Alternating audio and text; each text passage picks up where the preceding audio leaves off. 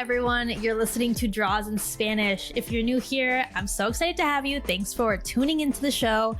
I'm your host, Fabiola. I'm an illustrator and podcaster based in Philadelphia.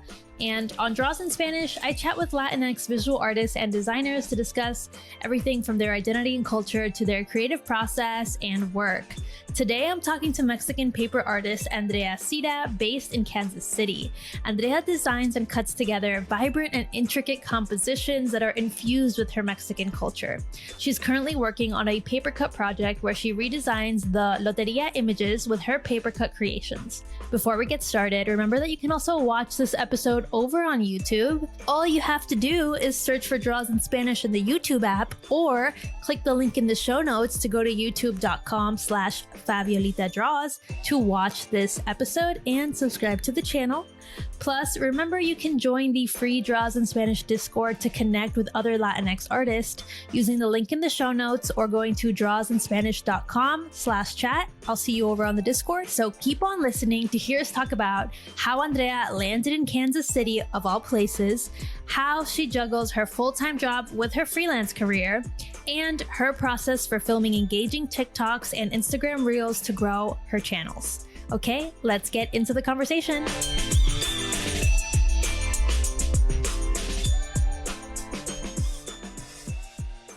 Welcome to the show, Andrea. I'm so excited to have you here. How are you doing today? I'm really good. Thank you, Fabiola, for having me here. I'm very excited.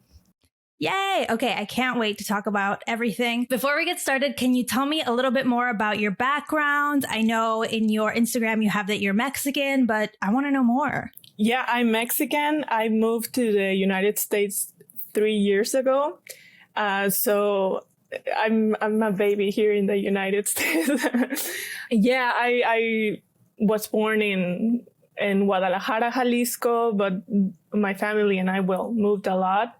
The last 13 years of my life in Mexico were in León, Guanajuato, which is more or less like in the center of the country. And yeah, I studied there. I did most of my life there. And then I moved here in 2020. I wasn't supposed to move here, but I ended up living here. And that's, another story, but yeah. Wow. Okay. That was like the super compact version, I can tell. And I want to expand a little bit more on these different things. So you're a baby here in the US. 3 years is like nothing, especially when you consider the fact that you started in 2020. So I feel like even less experience because everything was shut down, right? It was a wild story. I was in 2019, I was planning to move to Canada, but I had everything like already planned and I was ready to move. And so I have family here in Kansas City and my plan was to visit them for 3 months before I moved to Canada. So I came here in January 2020 and then I was supposed to move to Canada on March 2020. Yeah. Yeah. So, yeah, I was here. And then when like 2 weeks before leaving is when everything shut down. And, I had to kind of wait here I was going to do a design program, a UX design program in Canada. So the school shut down and they told us that we would have to wait until July. So I was like, okay, I'm going to wait because my family's here and I can do much traveling, right? So while I was here and I'm waiting for the school to give me some more news, I downloaded Bumble because I was bored and I'm a Libra and I was like, I want to meet people. And I ended up finding someone. First, it was like very friendly. It was, nothing serious. But as we like, so he got laid off his job. And it was not working either. So we were like all the time together. So we fell in love like really fast. It was July and I had to go back to Mexico. Well, first because the school in July told us that they went bankruptcy and they were not going to reopen. So I my gosh, so dramatic. That is so dramatic. Okay. I know. And so I had to go back but we were so in love and it was a pandemic. So we decided to marry. Wow. Yeah. What a whirlwind. So how long did you guys know each other before you got married? Like 4 months. Oh my gosh. That is crazy, but also like pretty cool. It is pretty cool. I feel like if it wasn't the pandemic, maybe we would have done that. But it just made sense like back then. And now I see it and it's like, that was super crazy move. But I mean, we're still in love. We're still together. So it's great. It worked out. I think also like if you spend that much time together, basically full time together and in the same city, it's like you're not going to want to go long distance during a pandemic when it's still even hard to travel. Because this was what, maybe 2021, maybe? No, it was still 2020. Still 2020. Yeah, exactly. I think the vaccine was not even available. There. Yeah, exactly. So, it just made sense because I was like, okay, if we are going to keep this and we're going to keep it long distance, I want to be like serious about it because I'm like in my 30s and I don't want to be like just playing around anymore. So many bad experiences before. So I was like, so he was like, why don't we just get married? And I'm like, okay. That's amazing. That is so cool. I really love that because, it's hard to immigrate here. It's not the simplest process when it comes to paperwork.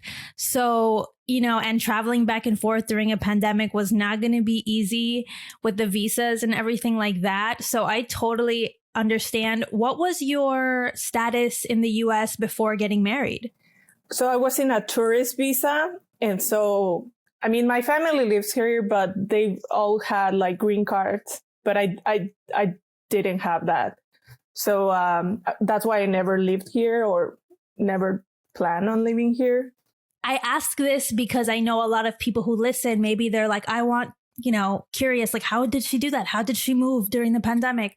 And these factors that you're talking about are all a part of it.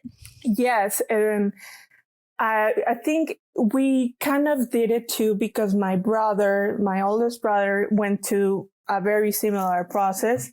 So, I mean, that's a way to migrate easily. Yeah. I mean, and we say easily, but it's still hard. It's not the easiest thing. It's still a long process, a costly process. Just for anyone listening, like it's not, I don't want Americans listening to think that this is like a easy peasy thing that people can do. It still takes a lot of time and money. It does. It took us, we had to pay lawyers because we didn't know how to do it ourselves. I mean, you can, but you only really have one shot. So that's exactly. Kind of scary. So we had to do that. And that process usually takes like 6 months. But for us, since we were in the pandemic, it took us a whole year. So it was a whole year of me not being able to get a residence or get a driver's license. So yeah, you're super dependent during that time, right? Yeah. Mm-hmm. That's the reality. Okay. There's so many things we could talk about here. My mind is exploding. So now I know why you're in Kansas City, right? Because you have family there and you met your husband there. So really big reason to be there. Because when I first saw your Instagram, I was like, what is a Mexican girl doing in Kansas City? Like, if you pick anywhere on the map, I would not think you would pick Kansas City, right? Like as a tourist. No, exactly. I think Kansas City is a bit underrated. It's kind of a cool city. Yeah, but it's not your first choice. It's not your first choice, which is what I'm getting at. Right. Yeah. And, I agree with you. Kansas City is pretty cool. I went there for the illustration conference this past summer, and I thought it was really cute and nice. Yeah, I was there too. I think we just exchanged cards, but we never talked. And I was like, I wish I would have talked to her more, but Yes, I was gonna say we did meet at the conference just briefly, but I think it was right before a talk. yeah, that was fun. It was also a coincidence for me because I was getting into illustration and that year, so last year, yeah, I guess Last year. and I was fairly new to everything, and I learned a lot from it, and that was really cool. Mm-hmm. Yes, yes. There's so much to learn there because the Icon Conference, for anyone listening, it moves around city to city every year. So it's not always in the same place. So what a coincidence that we were able to connect in this one instance. One thing I wanted to ask you about Kansas City, because going off of this, where I was like, what is she doing there? Can you tell me what it's like for you being such a new immigrant? How are you vibing with Kansas City? Like, tell me what's going on. I want to know the truth here because I really like the city, but I want to know, like, I don't think that it's the most immigrant friendly city, but tell me your perspective. Yes, exactly. Right. I mean, it's kind of hard because with the pandemic and all, I haven't been out that much, I would say. Now, like this past year is when I started to get out and kind of meet new people. People are super friendly, but to the surface, I would say, like, they're not like in Mexico. I'm so used to like people will be like meet you and be your friend right away, even if at the end you don't end up being friends with them. But I just like culturally, I'm very used to that. So here it's not like that. They're very nice and very kind, but they have a lot of boundaries, And I see that they're like, I see that Mexicanity or whatever. I see that like being Mexican or Mexican culture or Latin culture is not predominant. It's more white culture, I would say, or yeah, very American. I mean, I'm not surprised. You are in the Midwest. It's not represented usually as the most inclusive or diverse area of the US. So you are in a city though, so that kind of has some advantages because just there's more people. But yeah, I'm not surprised to hear about your experience, but I wanted to ask you because that was like the first thing that came into my mind when I saw that you were out there. Like, if you were in Los Angeles, there's so much Mexican culture there that it would feel not so distant, but you are out in the Midwest where I can't think of an area that would be colder, essentially, like with the culture. Right. And the weather and the culture. The weather and the culture, yeah. So do you think that your experience has been easier there because you're so light skinned? Like we're both white. So it's not as like, there's not as much racism. That's a good point. I think so. Like, yes, because and the fact that I'm married to an American too, I think that it kind of helps because when I'm not with him, I feel like people treat me a little bit different. And it's not so much the color of my skin, but when they hear my accent, maybe I'm probably wrong, but I don't see that much Hispanic people like in office jobs or, they're more like in the kitchens or, in servicing. So I guess the majority, especially older people, that's why they expect from Latinos. And I might be wrong, but I've noticed that a little bit. Yeah, I don't think you're wrong. I mean, in any city, that's kind of common. And I think when the population of Latinos is smaller, you're going to see it even more dramatically because you don't see maybe the generations that are becoming office work. they haven't hit all the generations yet. I don't know if I'm explaining myself right, but like the families aren't as established. So they're not like 10th generation Mexican in Kansas City. So therefore you're not seeing people, Latinos in office jobs. Is not common because there's not been enough generations, unlike in, let's say, LA, where, you know, there's fifth generation, they've gone to university there, they're very ingrained. It's really a lot more normal. I do think service workers, they're so important. A lot of the time it's Latinos and it gets disregarded. And that really makes me so sad because like you wouldn't be able to buy the hamburger for $12 if it wasn't for the fact that there are immigrants in the kitchen, most of the time being underpaid because that's what's offered. So yeah, it's annoying. I don't know. I'm just talking about it. It is. And no, these conversations, I think they're super important because I feel like it's something that it's not said enough. And for me being here and not having a lot of people that I talk to, sometimes I feel like I'm going crazy thinking those same things. And now that I hear it from you or from your other episodes, I'm like, oh yeah, I'm not, going crazy. No, you're not crazy. I mean, this all connects to what you're saying because if the established families there that I'm going to say are white Americans, if they don't see Latinos in any other context but as in the service industry, then of course they're not going to respect you doing anything else. Or, they kind of put you there in their mind and treat you that way. And it's, it's subtle sometimes, but it happens. Yeah, I've never gotten like racist comments, but it's That's just good. like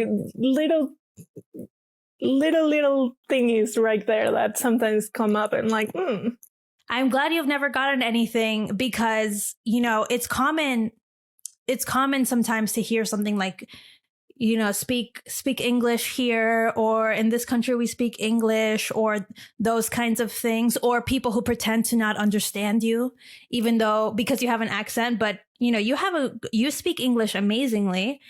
But there are people who, if they wanted to be annoying, if they're having a bad day, they'll say, I don't understand you. Yeah. I don't understand. And I've seen that happen in Florida, not in Miami, but outside of Miami. So that's why I'm like really glad that you're not experiencing those kinds of things. And I wanted to ask just to see what's going on. Yeah, so far it's been great. I mean, I have, aside from the paper art, I have a full-time job and it's been great. Like I can tell that because all of my coworkers are white.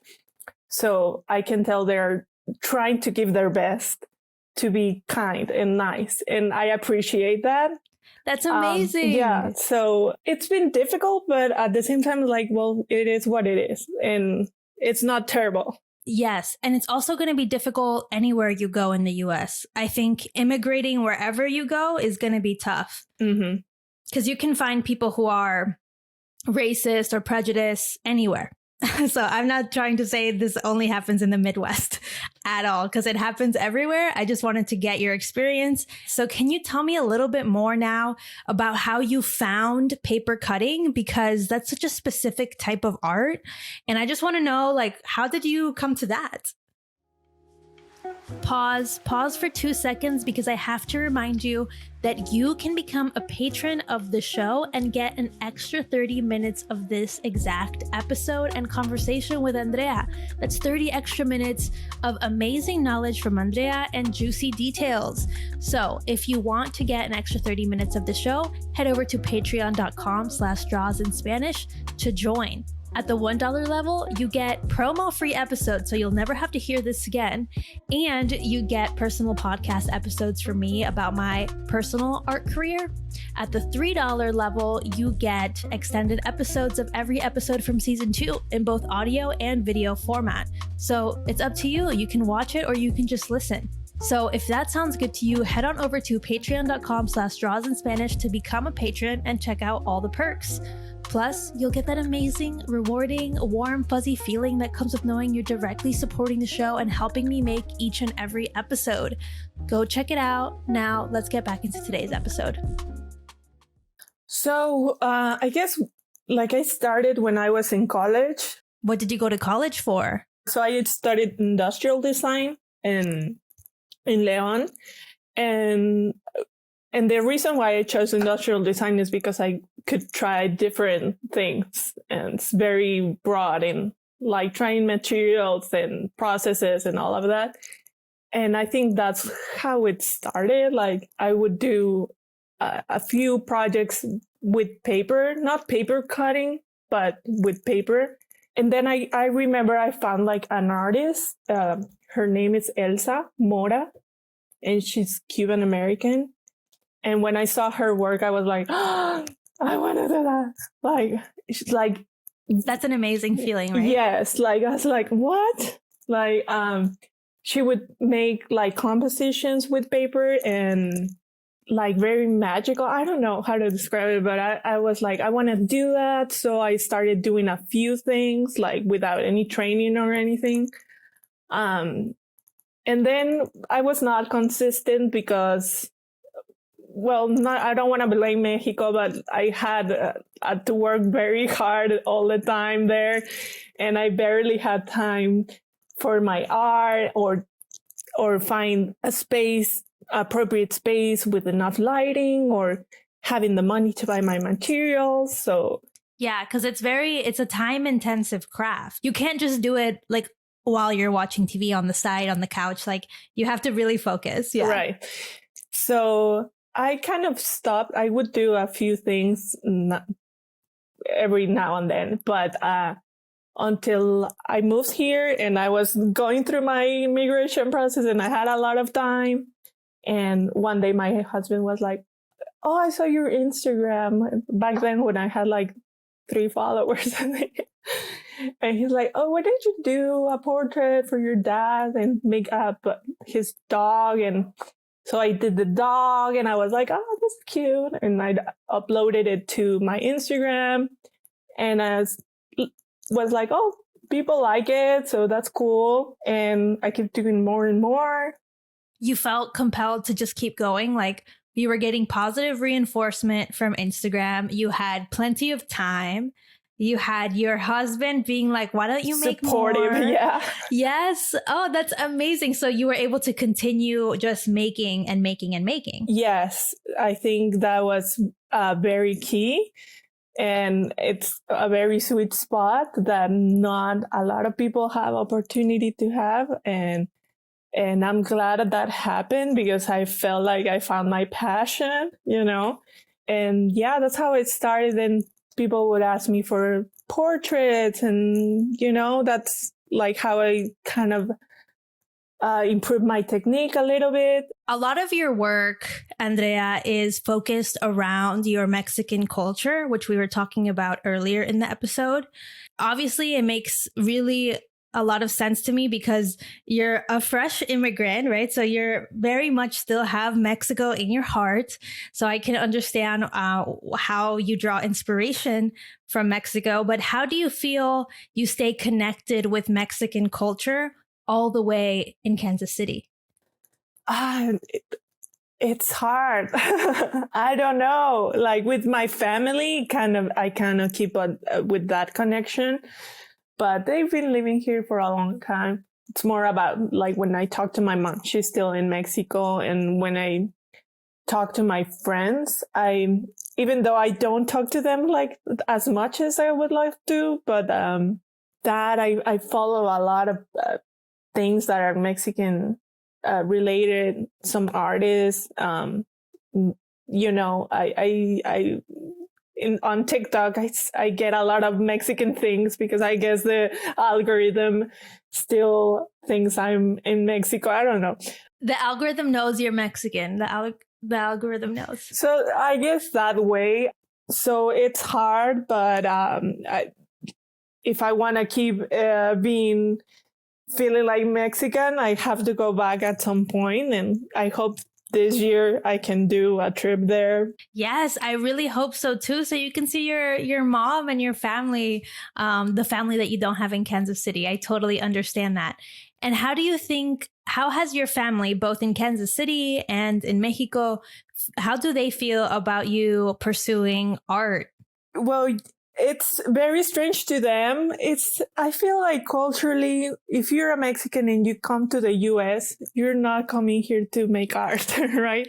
Wow, you're so right, especially such a recent immigrant. Right. It's like my dad is like, no, mija, you have to, like work.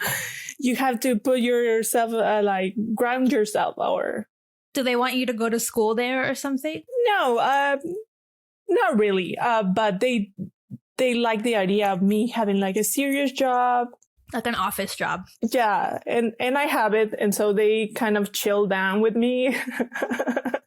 Would you say before you had the office job, they were a little bit more pushy? Yeah, like you gotta get our job and start like, because I get it. My dad, when he came here, I mean, our business in Mexico went bankruptcy, so he found coming to the United States like a way to survive and have an income and be stable. So obviously he wants the same, but I mean, I don't see life that way. I mean, why? Like, why would I have to settle just and do a job that I don't like just to have money? Like, I mean, I get it. If I wasn't in a privileged situation, I would probably have to, and that's okay. But fortunately, I have a husband that kind of is very supportive to my art, so I'm gonna do it if they like it or not. And yeah, I do get a lot of comments from them. Like the other day, my brother was like, "Oh, and how much money are you making?" I'm like, well, this it hasn't gone that well. And he's like, like super mad. Because the US is seen as land of opportunity, you should, get the highest paying office job you can try and get and work your way and work yourself to the bone to get as far as possible in that job. And you're taking a different approach. And I totally understand where you're coming from. It has to be hard. And it's so funny that you have your brother calling you out. Yeah. But who says that you can make money with art, right? Like I feel like, okay, I'm in the United States, the land of opportunity or whatever.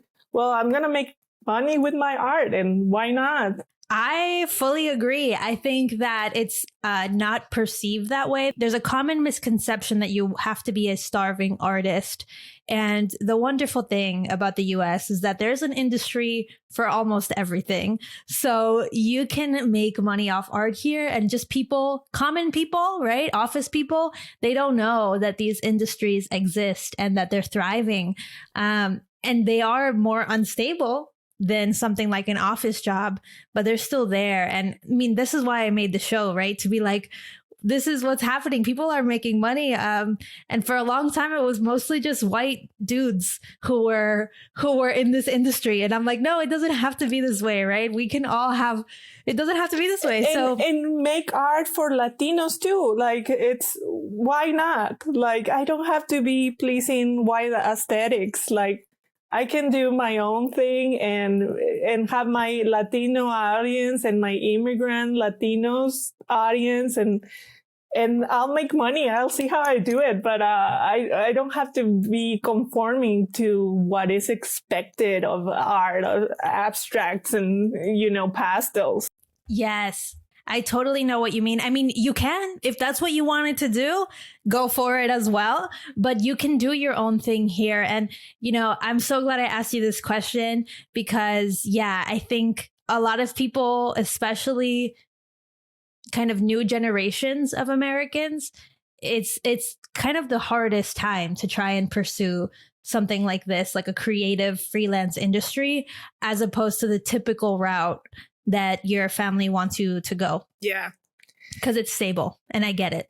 Yeah. And I mean, they come from a place of where they worry about me and they want the best for me. But, I mean, I've been denying myself a career in the arts just because I never thought it could work. And now that I'm doing it, I feel so great about it that, like, why stop? Like, if this is what makes me happy, no?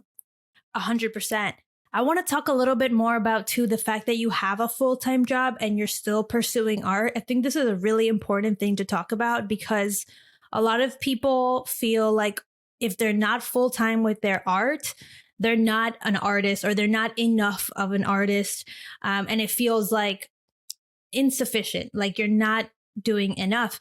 And I want to make sure that my listeners and people who follow your work and people who follow my work know that it's totally valid to have a full-time job that you work either to make your family happy or to just have, a reliable paycheck every 2 weeks. And you can still be pursuing art on the side, I don't even mean on the side because art is kind of the priority. It's just that you have this job that is on the side.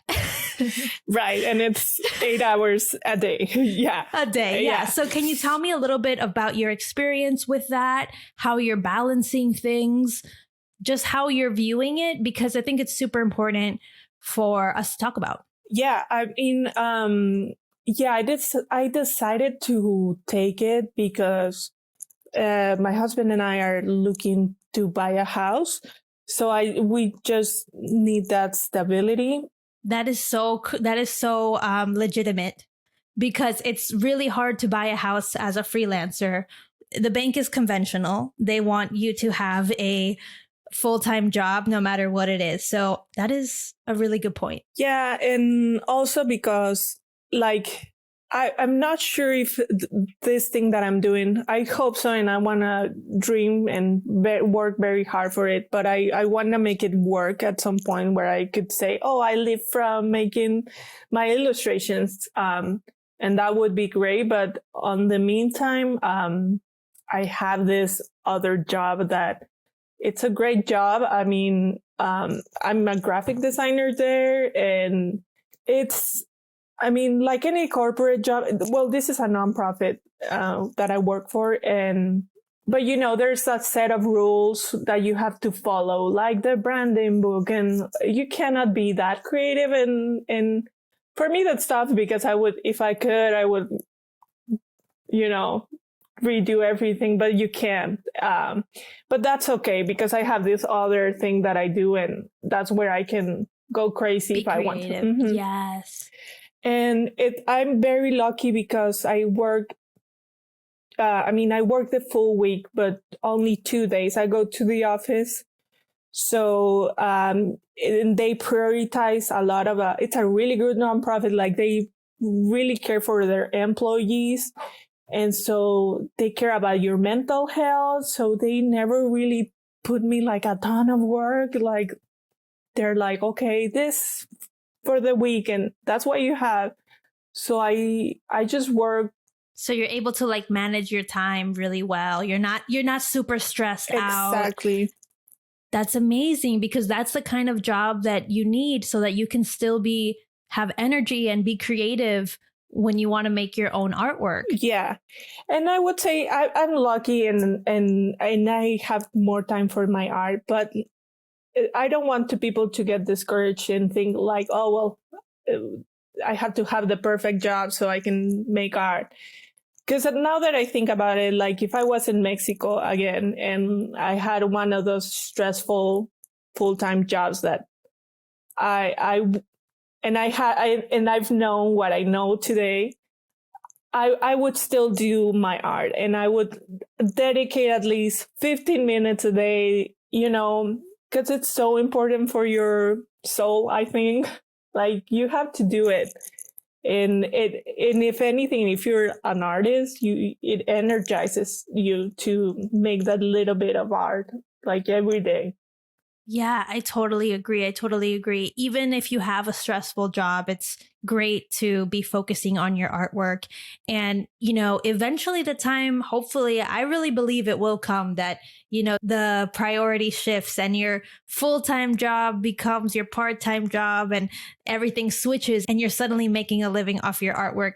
But it does happen slowly over time. And I think, it makes sense to play it safe. it makes sense to want to get a full-time job and have that stability and then see how you're going to make this other thing work. That is just being smart. And I think you're a great example of someone who's slowly doing the two things. And I'm sure it will pay off with time. Yeah, I think so. Yeah. Because it takes time though. It takes time. Yeah. I sometimes I wish I could do art like full time, but hey, it's not all. I think a lot of the time that's the dream, but the dream has disadvantages, you know, like, you know, you have to be your own boss. You have to pay your own taxes. You have to pay your own expenses. You know, you can't get there's no company that's going to help you pay for anything. You have to be on top of your clients, make sure you get paid. There's a lot that comes to being a full-time artist that I think sometimes having a part-time job or a full-time job that is not your biggest priority kind of has its advantages also. And so I want to make sure people know, like, both have their pros and cons. They do. Yeah. Yeah. And I mean, I can't complain. My coworkers are very nice people. I get paid well. So, I mean, in all this mental health prioritization that they have for their employees, it's very important. So I feel like I could not be at a better place right now. So, yeah. I'm so happy to hear that. I'm so happy to hear that. Okay, let's talk a little bit more about your actual work here, Andrea. So tell me why you really like to create paper illustrations that are so focused on your Mexican culture. Like, what made you start to make that kind of work? Because you could still be doing portraits like we talked about. Right. Well, I feel like I was doing the portraits and all of that, but I was not feeling like I was creative. I was just basically, you know, doing something that wasn't from my inspiration, or I don't know.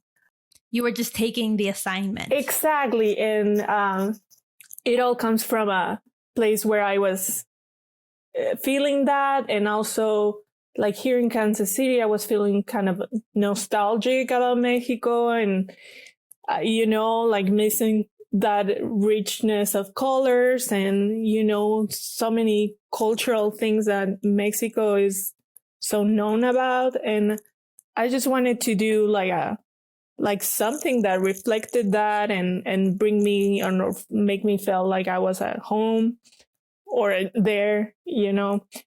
And because all this time you're not able to go home, right? And I haven't been yet, so that's my way to feel like I belong, I guess. So when I went to Icon, I noticed that a lot of illustrators had tarot cards or tarot decks. So I was like, oh, I want to do like a project like that, but I'm not familiar with tarot or anything like that. So I was like, oh, but I could do a loteria. And I was like, I'm going to do a loteria because I think it's like super, super characteristic of Mexico and probably some parts of Latin America too.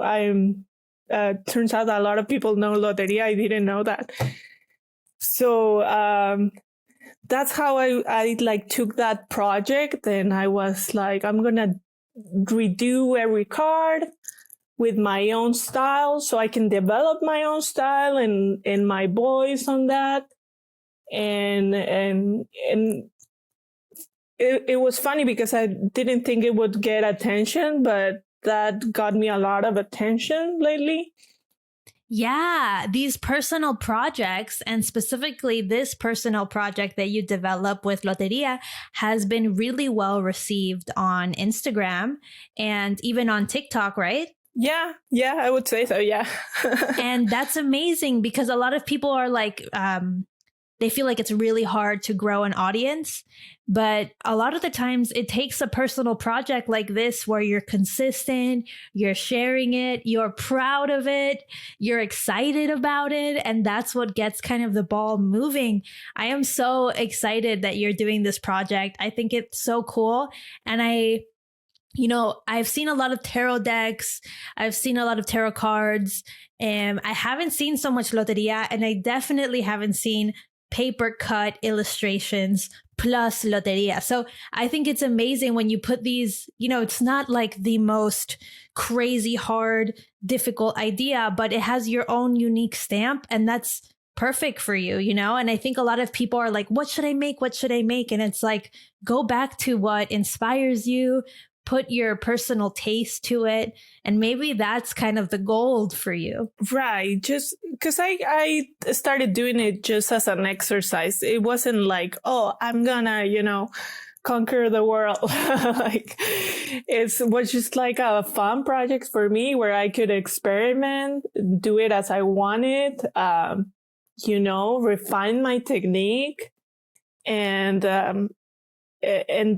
be consistent and have like a series of work that makes sense with each other, I guess.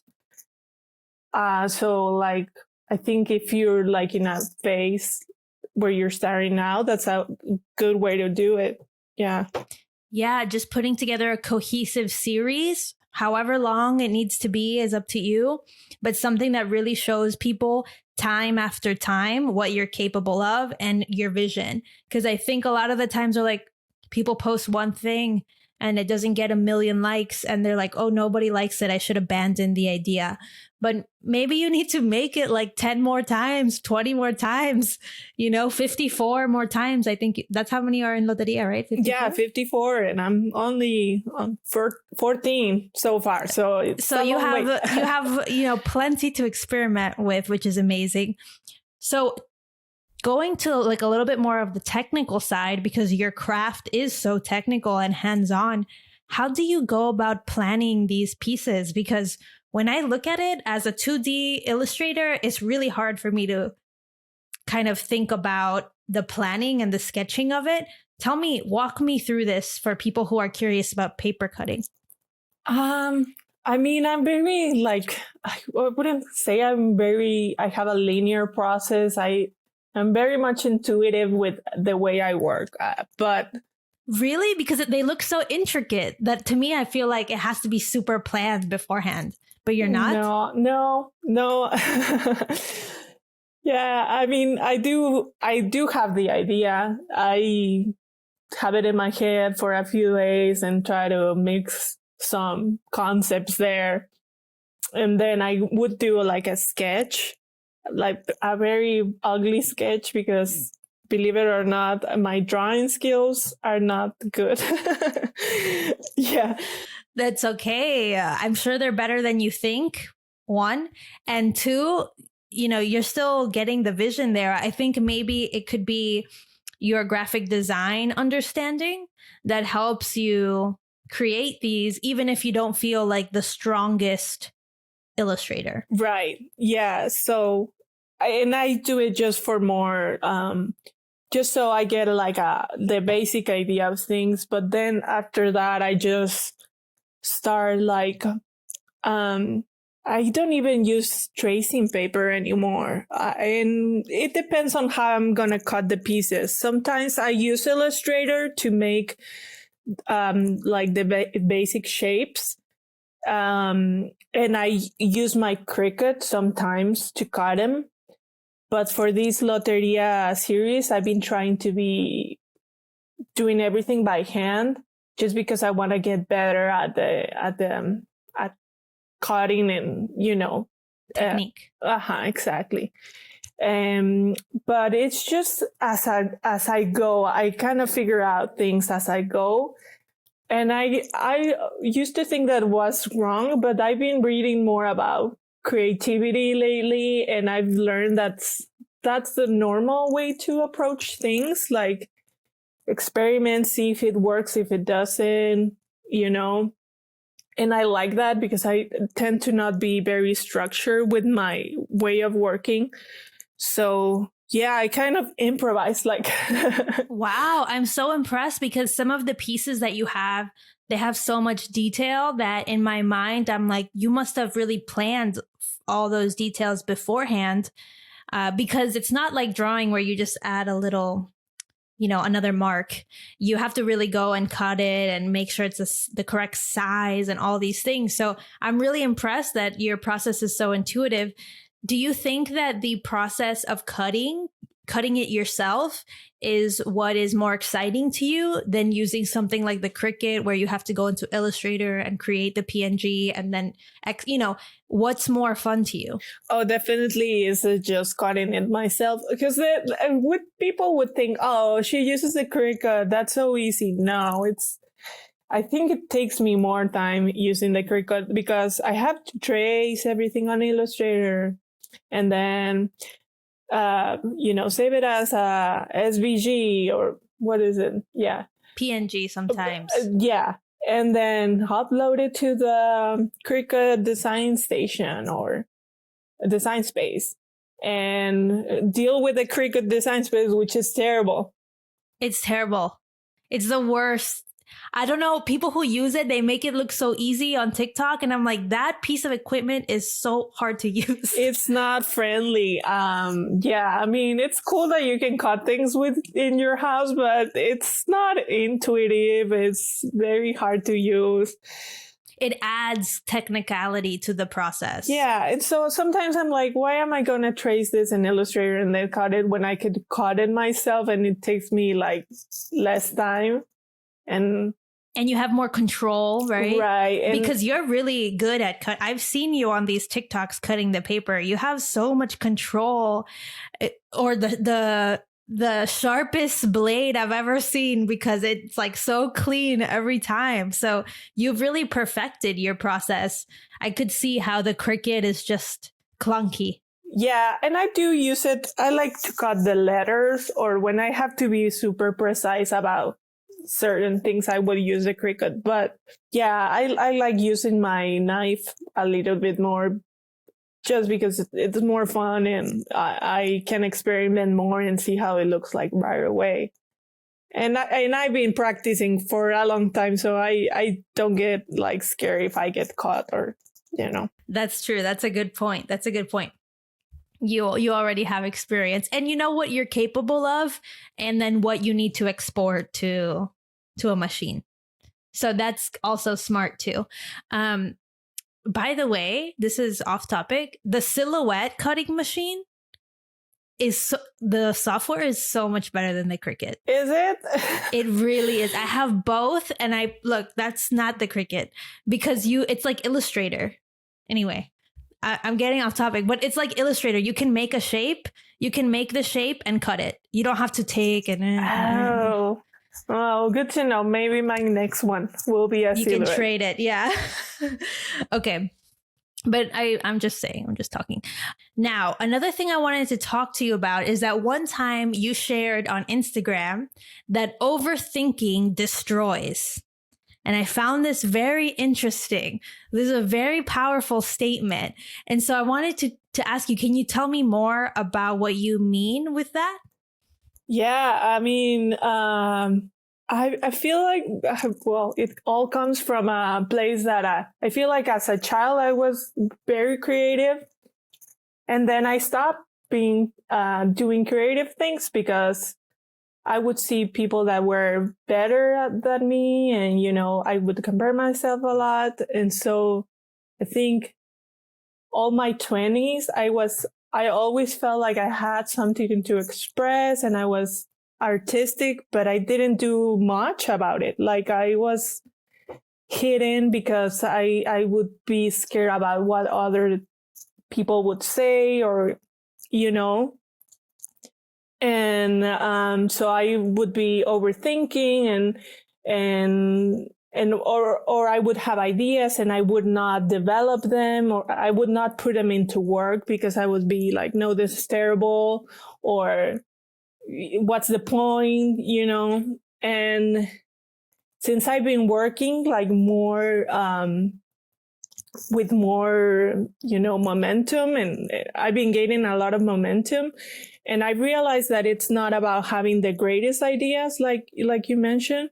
It's just about just doing them and putting them into work, because how can you come up with better things if you don't work them, Yeah, like you have to almost take that first idea, complete it, and then maybe the next idea will come. Right. The result doesn't have to be perfect. And that's why sometimes I feel like a lot of creatives just stop.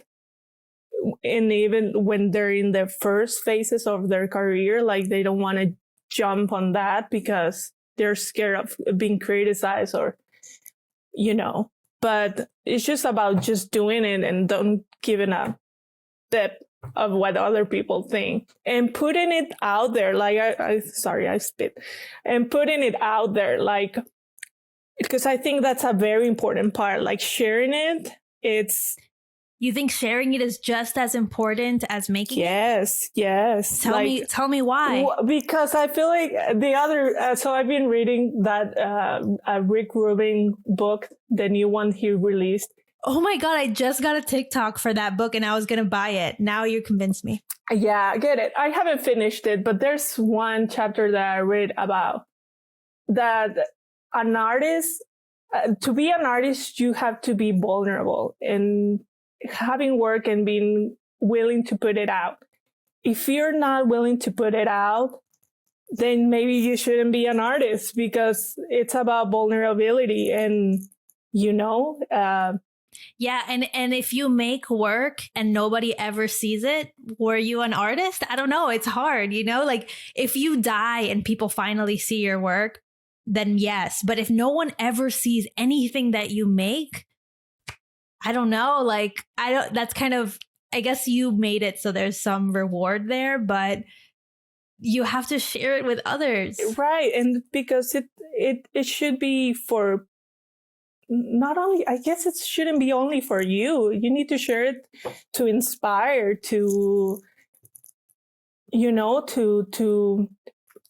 make people think about it or create more ideas. So and that's what has made me realize that, okay, you don't have to be great at anything. Just do it and share it. It's very important. And keep moving and keep going. Keep creating. And repeat it. Mm-hmm, mm-hmm. Okay. Yeah, I fully agree with you. I do think that there's some work that maybe you can make just for yourself, but you have to at least make it because then you can kind of get those pieces moving in your mind and come up with the next good idea or the next technique, the next process that maybe works for you, right? Like, I'm sure it took a million different ways to cut to finally learn like the best way for you. And if it hadn't been for all of the ones before, you couldn't make your favorite one. It takes all of this process. So I totally agree with you.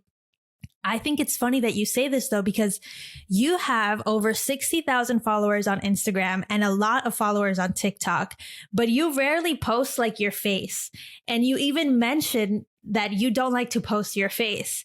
I think this is amazing because there's a misconception online that you have to show your face to gain a following. And I'm saying the reason you may want to gain a following is so that more people find your work. You can have your own business, blah, blah, blah, blah, blah. There's a lot of reasons why you may want to have followers.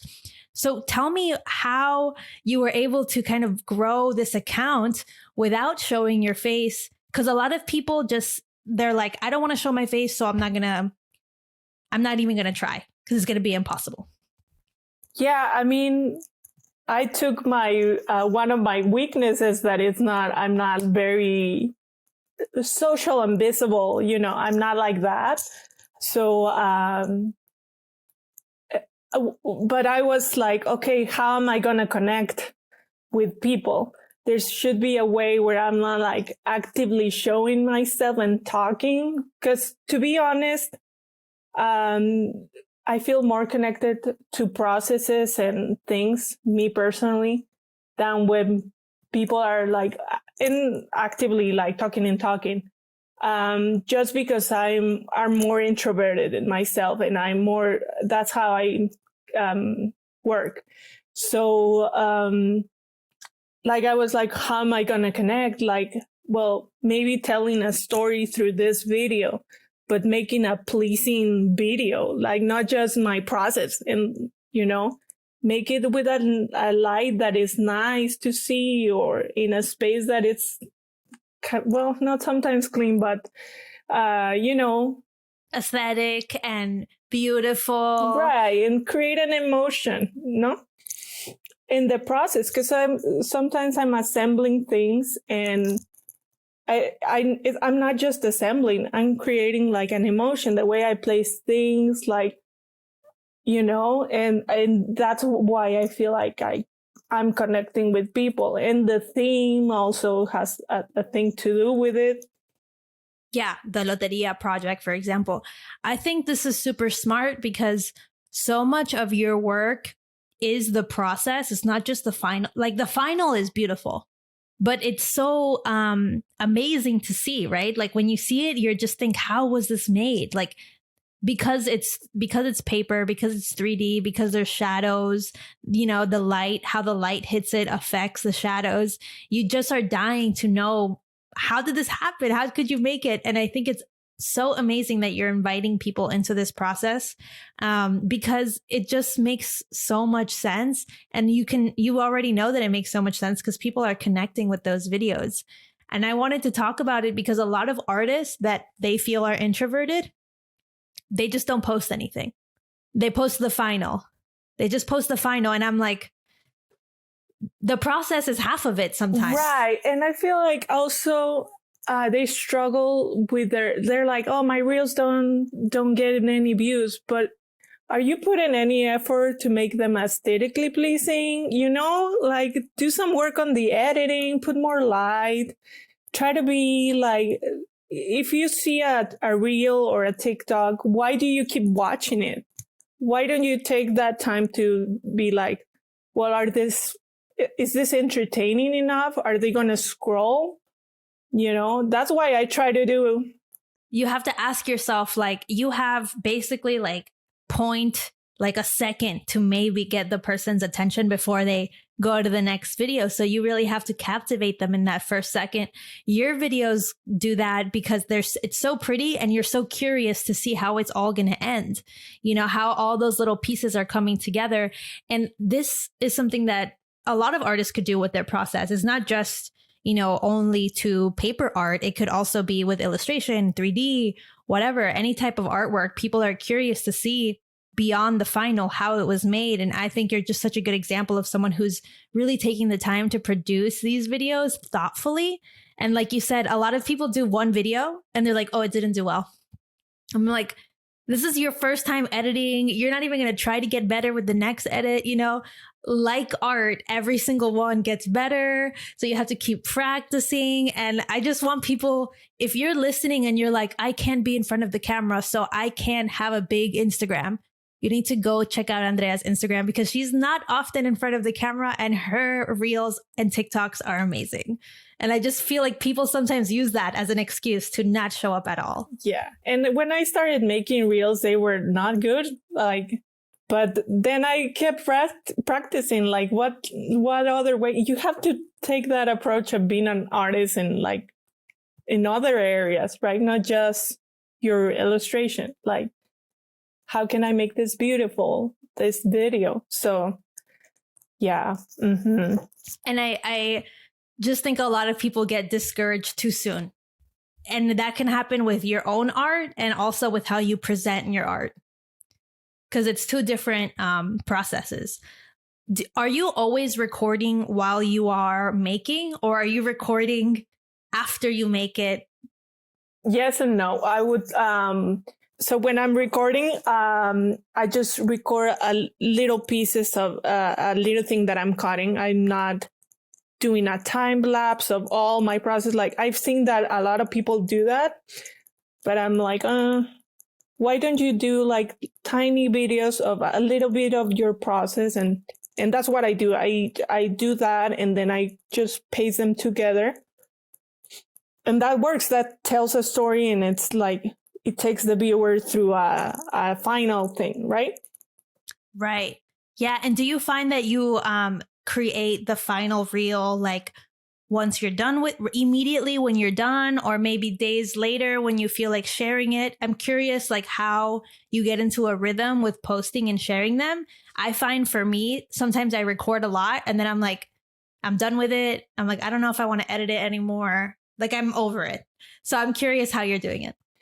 Yeah, usually it's a process that takes a few days. So I would be, depending on how the piece takes me, I would record. And then when I have all the recordings or the pieces, I would dedicate like a part of my day to do the editing. And I don't use like anything fancy. I go to the Instagram app and I use that to make the video. Wow, I like it. Yeah. So everything is with my phone. I don't use fancy tools. That's perfect. I think the best thing is to work with what you have and slowly level up what you need, because you don't always need the fanciest things. And I like that it's, if you're using your phone, you can do it a little faster. Yeah, it's just so easy that way. I feel everyone could do that. I love it. This is great. If you're listening, you have no excuses. Well, Andrea, that's all my questions I had for you. I'm so glad we got to talk. I do have 3 last questions and they're very quick. Okay. So what would you say is your favorite Mexican saying? I like the word ahorita. It's very relative. It could mean right now or it could mean never, Yeah, it's amazing. You're so right. This is a really good one. And then what is your favorite Mexican food? Oh, yeah. I mean, real tacos al pastor or mole, and. And then the last one would be, what is something from Mexican culture that you wish was in America, in the US? Ooh. Yes, I would say the camaraderie or the friendliness that is just so easy to find in Mexico. That's my favorite thing. Really hard in the US. It's not as instant. I feel like in Latin America, it's a lot just more natural. Mm-hmm. Yeah. Okay, Andrea, that's all. Thank you so much for talking with me today. I had so much fun. Oh, thank you, Fabiola. And thank you for doing the show. This is very important. I'm not sure if you're aware that how important it is, but please keep doing it and bring in more episodes. I'm going to listen to them all. All right, everyone, that is all I have for you for today's episode. I hope you enjoyed my conversation with Andrea Cira. Be sure to follow her work on Instagram at Cira Studio. I'll leave a link in the show notes. Before you go, remember to hit subscribe to the show, share this episode with a friend, subscribe to the YouTube channel. Those are all things you can do for free to support the show so I can keep making it for you. Now, if you want to listen to a personal podcast episode from me and what I'm up to in my career, or listen to extended episodes of this exact episode and all previous episodes from season 2, go ahead and check out the Patreon at patreon.com/drawsinspanish. I assure you it's worth subscribing. Lastly, remember to join the Discord if you want to connect with other listeners and Latinx artists. Just head over to drawsinspanish.com/chat. That's all for now. Hasta la próxima. Nos vemos el próximo martes. See you in the next episode, you guys. Bye.